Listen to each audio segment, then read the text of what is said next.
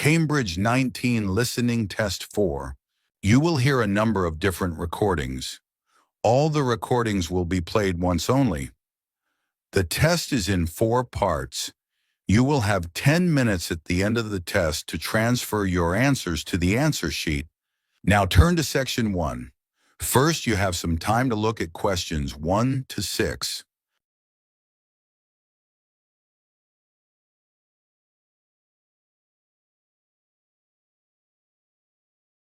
Listen carefully and answer questions 1 to 6. Hello, Charlotte. I'm Caden, one of the supervisors. Welcome to the team. Hi, Aiden. It's Caden. I'm so sorry. Don't worry. People often get my name wrong. They never know how to spell it. It's Kaeden, in case you ever need to write it. I'll try and remember. So there are a few practical things you need to sort out this morning. Then I'll show you what you're going to do today. The email I received said to go to the front desk to show my letter of appointment and pick up my badge. You'll need that for the staff room and other areas of the supermarket where shoppers aren't allowed. So after you've finished at the front desk, I'll take you to the staff room. Put your coat and rucksack in one of the lockers there. Take whichever one is free. Will I have a key? Yes, try not to lose it. At the end of the day, leave it in the door for the next person to use. Will do. You also need to go to the HR department to see Tiffany. She's really helpful. I was told to bring my passport with me. HR need to take a note of the number in it. That's right. Or you can show your ID card. I don't have one of those. Okay. Tiffany will give you a uniform. They have lots in different sizes, so you just tell her what you need. I won't come with you to HR. I've got to go and sort something else out. Problem with a bread slicer. Is the HR office near the staff room? The staff room's on the first floor, and HR are a couple of floors above that, on the 3rd floor. There's a staircase outside the staff room. Okay. When you've finished with HR, come and find me in the bakery section of the shop. I'm looking forward to getting started. I'll just give you my phone number in case you can't find me. Have you got your phone there? Yes, okay, ready. It's 0412-665-903. Okay, done. Before you hear the rest of the conversation, you have some time to look at questions 7 to 10.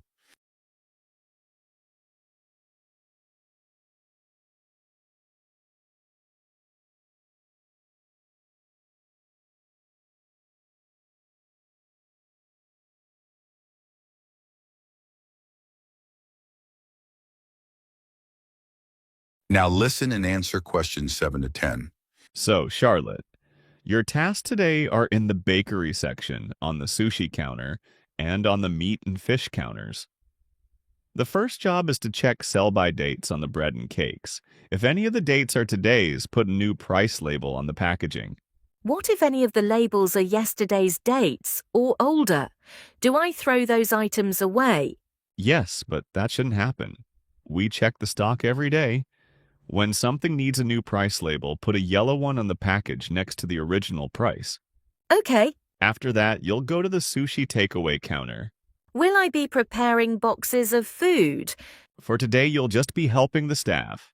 Yes, of course. You'll see lots of flat cardboard boxes at one end of the counter. Beneath those is where we keep the plastic boxes. We run out of those really quickly, so you should bring more from the storeroom. Is that my only task on the sushi counter? Number you also need to clean the area where they prepare the dishes. There are cloths and bottles of spray by the sink. Oh, and please make sure you clean that too. Sure, that's important, isn't it? Absolutely, but you mustn't wash up knives. You have to do some training before you're allowed to touch sharp objects. What should I do if there are any? Ask someone to put them in the dishwasher. Okay, thanks. I don't want to get anything wrong. Don't worry, you'll be fine. And I'll be around to help. Right. Finally, the meat and fish counters. You need to clean the area where staff serve customers, including wiping the weighing scales. Okay, anything else? The fish is laid on ice, but when that starts to melt, you'll need to get more from the cold room. I know the staff on the food counters wear a hat. Will that be the same for me? You won't be serving customers directly, so no. But make sure you put on thermal gloves when you take anything out of the cold room. The temperature's low enough in there to get frostbite from touching things. Understood. That is the end of part 1. You now have half a minute to check your answers.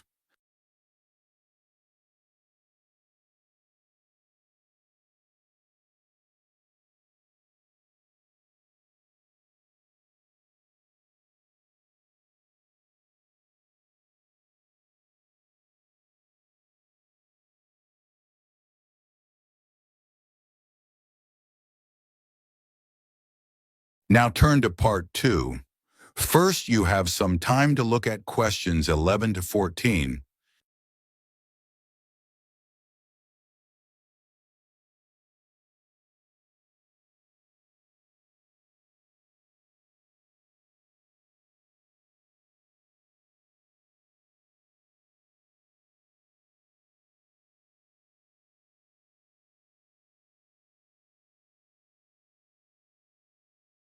Now listen and answer questions 11 to 14. My name's Liz Fuller, and I'm a running coach with Compton Park Runners Club. Welcome to my podcast. If you're thinking about taking up running, I'm here to help.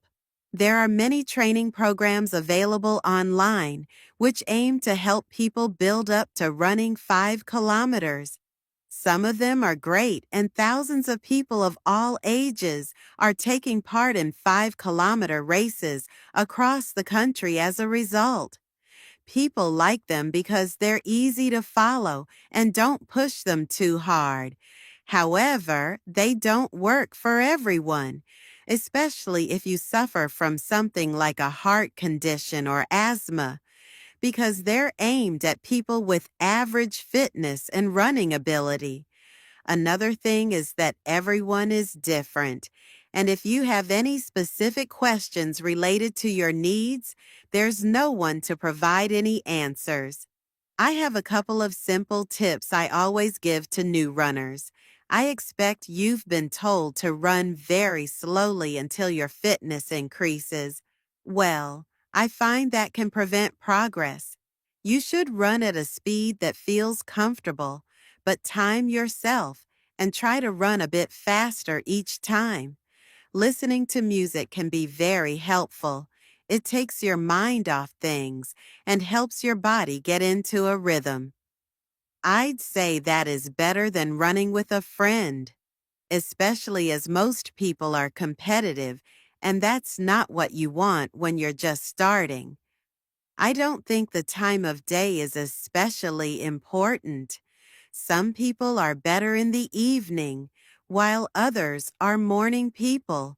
But you need to be consistent.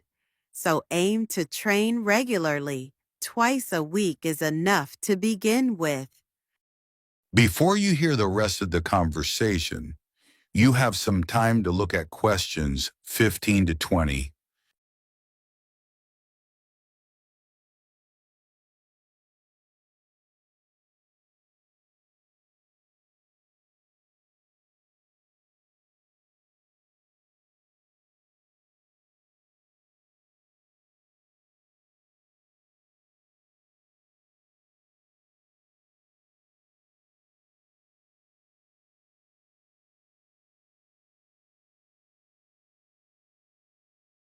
Now listen and answer questions 15 to 20.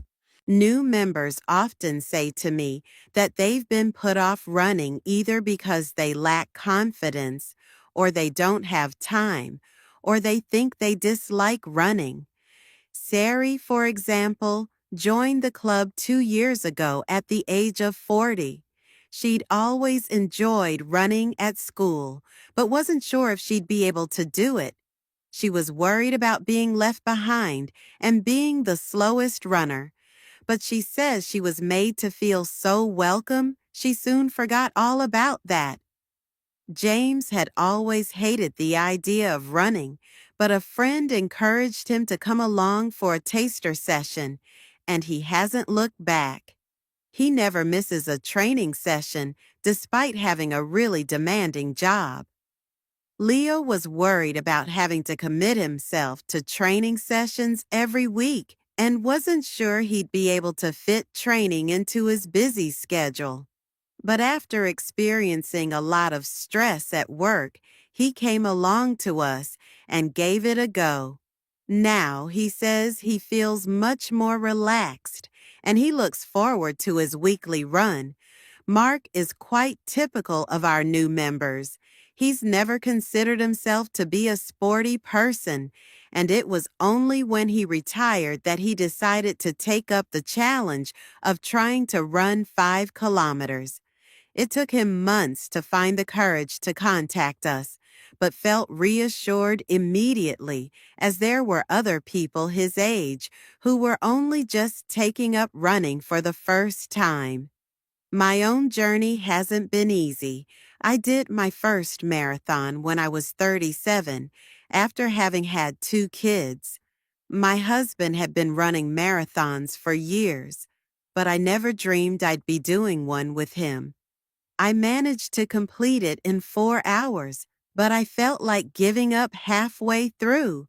It was only the support of the spectators that kept me going. I do think signing up for a race of whatever length is motivating, whether it's 5K or 25K, because it's good to have something to work towards, and it gives you a sense of achievement. I did my first 10K after only 6 months, which was certainly very challenging and not something I'd necessarily recommend. But after you've been training for a few weeks, it's worth putting your name down for a 5K. Some people find they only need a few practice runs before taking part in a race, but I'd give yourself a couple of months at least. Well, I hope that's given. That is the end of part 2. You now have half a minute to check your answers.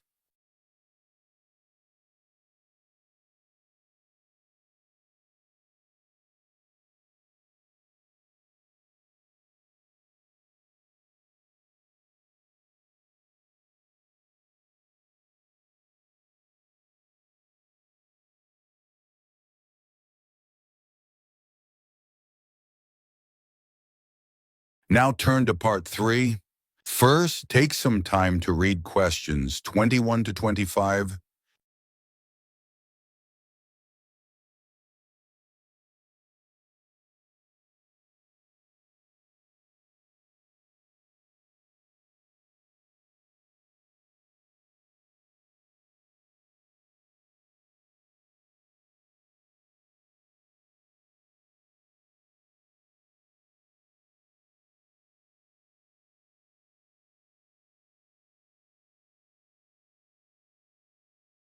Now listen and answer questions 21 to 25.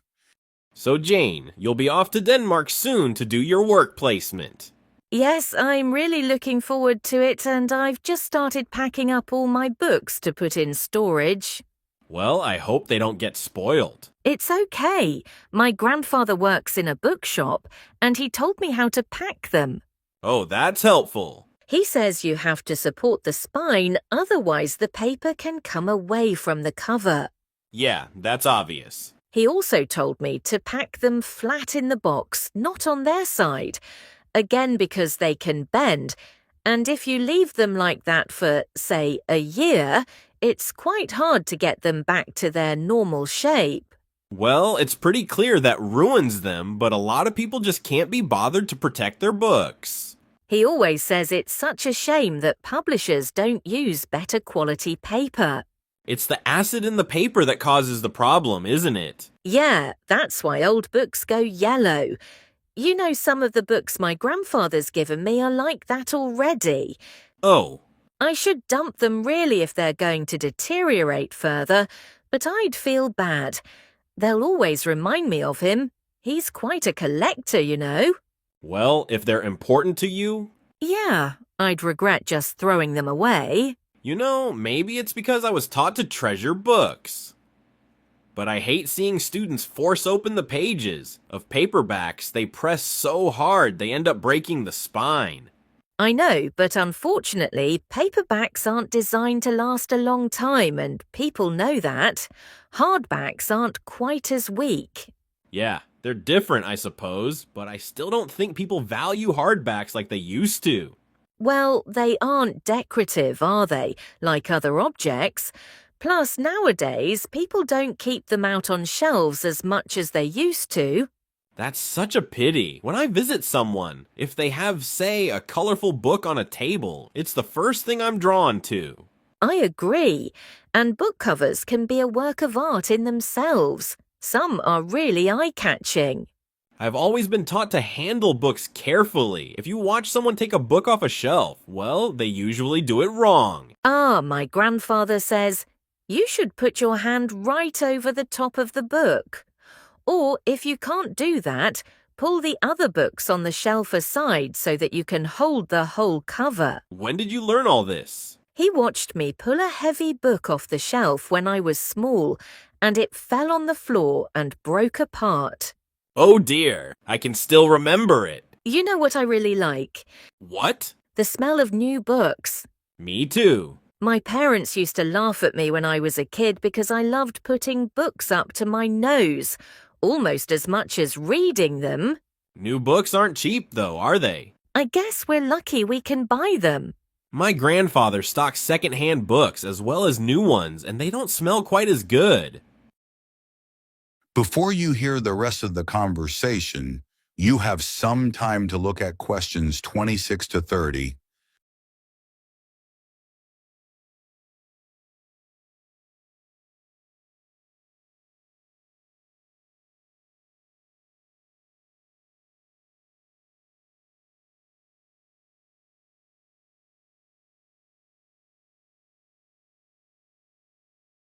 Now listen and answer questions 26 to 30. I'd love to have a bookshop like your grandfather. What's it like? Well, it's quite big.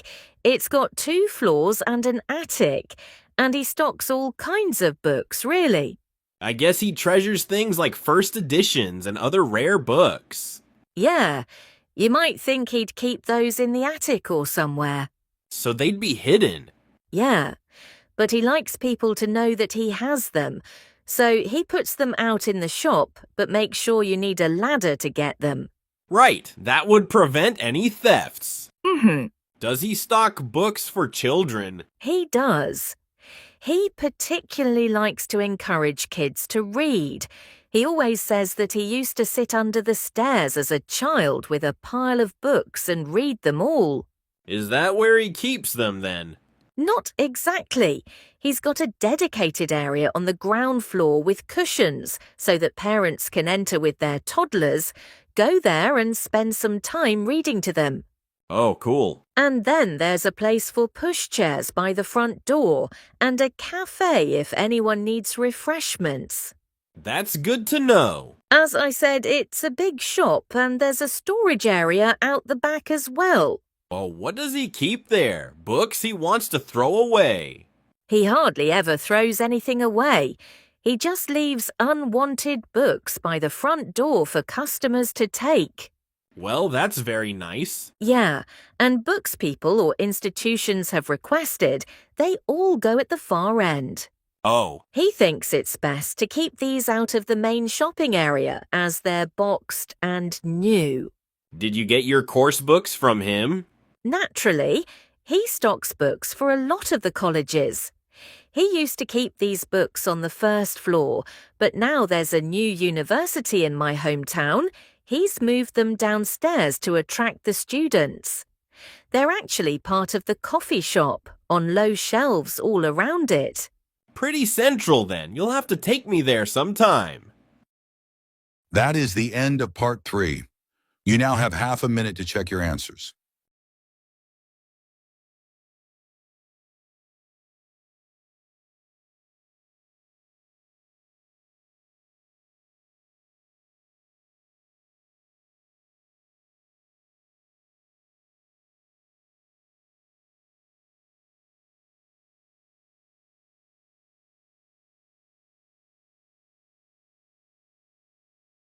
Now turn to part 4.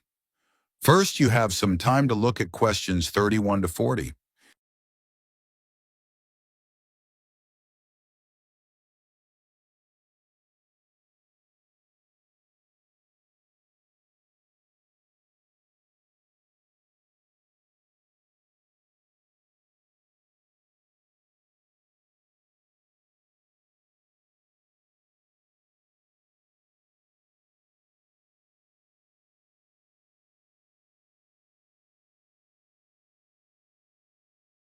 Now listen and answer questions 31 to 40.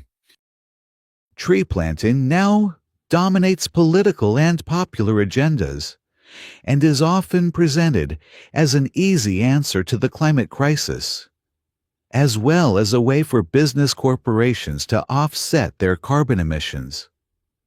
But unfortunately, tree planting isn't as straightforward as some people think.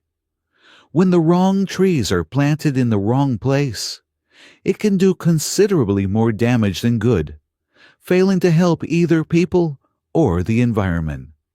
Reforestation projects are currently being undertaken on a huge scale in many countries, and it's crucial that the right trees are selected.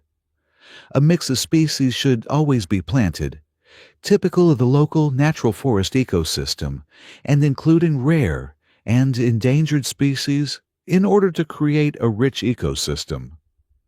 It's important to avoid non-native species that could become invasive.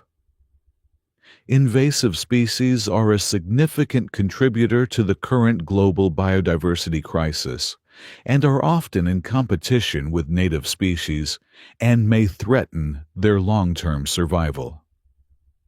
Restoring biodiversity that will maximize carbon capture is key when reforesting an area. But ideally, any reforestation project should have several goals. These could include selecting trees that can contribute to wildlife conservation, improve the availability of food for the local community, and maintain the stability of soil systems. Meeting as many of these goals as possible, whilst doing no harm to local communities, native ecosystems, and vulnerable species, is the sign of a highly successful tree planting scheme. To ensure the survival and resilience of a planted forest, it's vital to use tree seeds with appropriate levels of genetic diversity. The amount of genetic variation found within a species is essential for their survival. Using seeds with low genetic diversity generally lowers the resilience of restored forests, which can make them vulnerable to disease and unable to adapt to climate change. Choosing the right location for reforestation projects is as important as choosing the right trees. Ultimately, the best area for planting trees would be in formerly forested areas that are in poor condition. It's better to avoid non-forested landscapes, such as natural grasslands, savannas, or wetlands, as these ecosystems already contribute greatly to capturing carbon. It would also be advantageous to choose an area where trees could provide other benefits, such as recreational spaces. Reforesting areas which are currently exploited for agriculture should be avoided, as this often leads to other areas being deforested. Large-scale reforestation projects require careful planning. Making the right decisions about where to plant trees depends on having the right information. Having detailed and up-to-date maps identifying high-priority areas for intervention is essential. Drone technology is a useful tool in helping to prioritize and monitor areas of degraded forest for restoration.